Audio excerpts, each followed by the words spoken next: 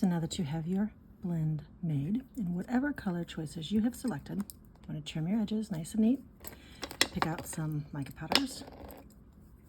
Grab some stamps. I like these swirly guys. You have seen me make them before or use them before. And the other thing that you're going to need is either a cutter, or you can take a piece of paper and draw your own shape out for what we're going to do for this. But I'll show you that in a minute. So first things first, you just want to find your stamps. And if I said stencil a minute ago, I did not mean that.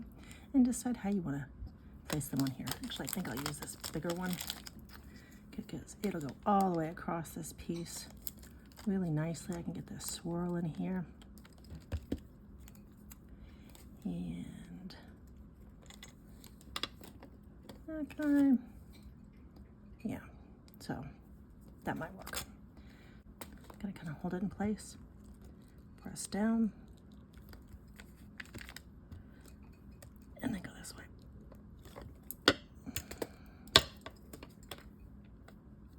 Okay. And actually, I think I changed my mind. Sorry about the noise. I think I like this one because it's got this really pretty swirl in here, and then I can bring these two swirls up here together. And press hard. Yep, but there's a little fleck of black in there. Gently get that out. There we go. Just a little bit of this guy, and it's okay if they overlap. You can also press in with your thumb like that. See, that gives you different depth levels. And then let's bring this guy in. And then just a little bit more right there. And I probably won't even use this part up here, but I kind of feel like if I have the whole thing covered, and you can sneak in a little piece like that ever so often. The end pieces that you cut off, like these guys, and you trimmed it off, don't just crumple those up into a big ball. Just set them aside because we're going to use those again in a minute. Now you need a paintbrush. I have a nice soft one right here. Grab some of your mica powder. This one is one of my favorites. I'm not sure, it does not show up that great right through here, but what I like about it is how it has this pink and purple essence to it. It changes between the two.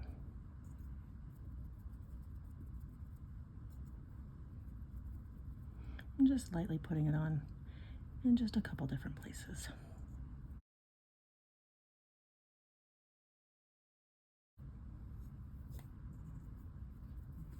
Like I said, even though I'm not using this spot up here, I still want all the spots pretty much filled.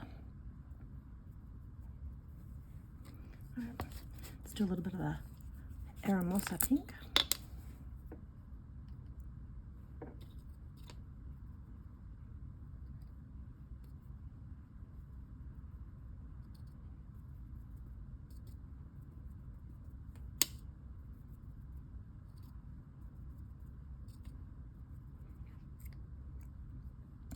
If you wanted to, you could do this with a little bit of metal leaf before you put your stencil in, which would give you kind of a cool crackled effect on the, not the stencil, your stamp, which would give you a cool effect with your metal leaf.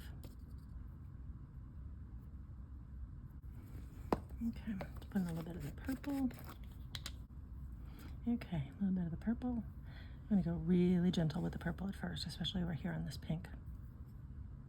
Bring in just a little bit of this purple in a couple spots over here, but I don't want to do it really heavy on this end. I just want to get some highlights of it throughout this whole piece. A little bit more purple. Tap the brush off on the lid. Got too much right there.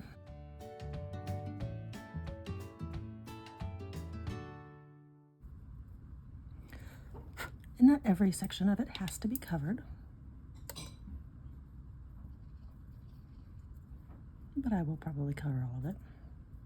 And then just proceed to blend your colors however you'd like. Okay, so you can draw something out really small like this, and do something large like this if you have more clay. But I want a large surface area visible on here, so I think I'm going to do like an asymmetrical design.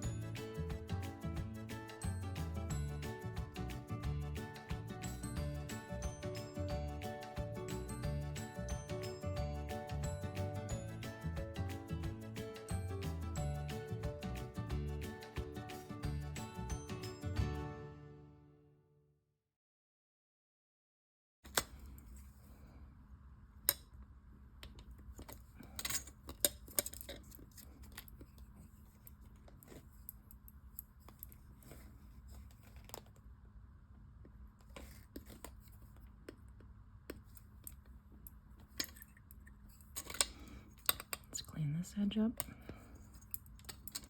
Don't crumple these up. Okay.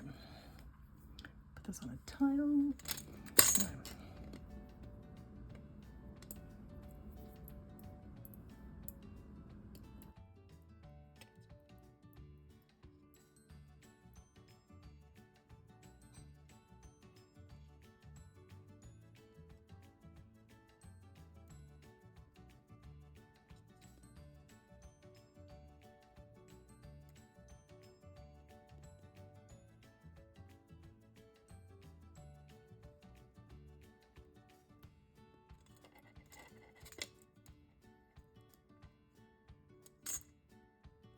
I think I like the other side better.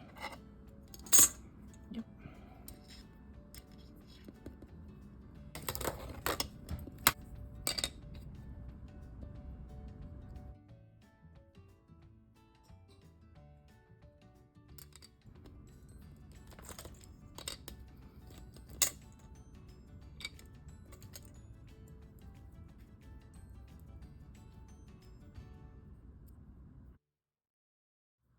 Hey guys, so these are out of the oven, and this one has pink on the top going down into purple, and this one has purple on the top going down into a tiny bit of pink, but this part of the pink is brighter.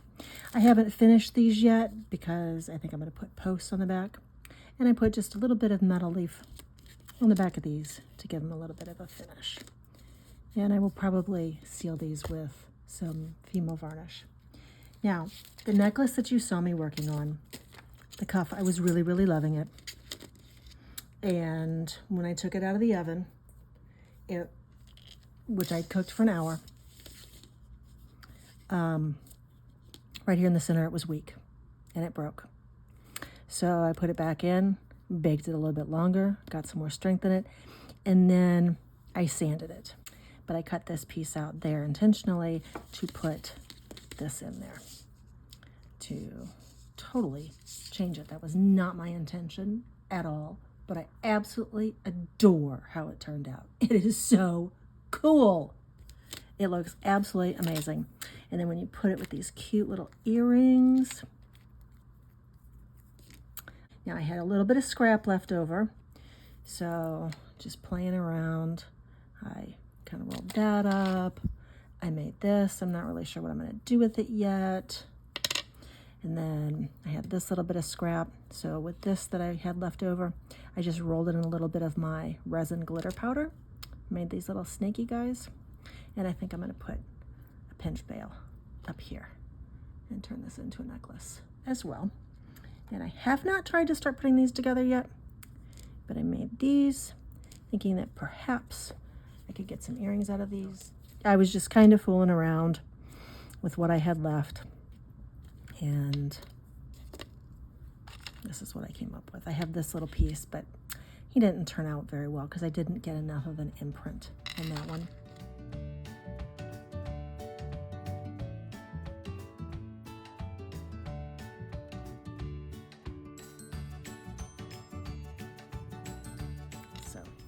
There's my pretty and pinkish purple collection. I hope you guys enjoyed this. I hope you learned something new. Give me a like and a subscribe if you haven't done so already. I greatly appreciate you.